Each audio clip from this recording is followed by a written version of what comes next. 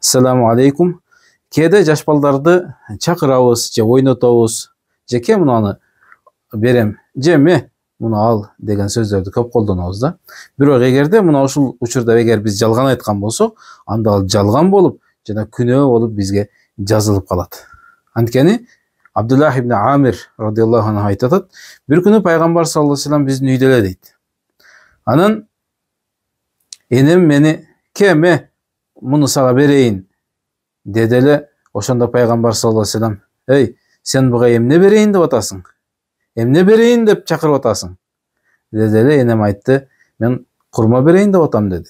Курма берсең жакшы. Эгер сен чакырып эч нерсе бербей турган болсоң, анда ал сага жалган болуп жазылат деп айтты дейт.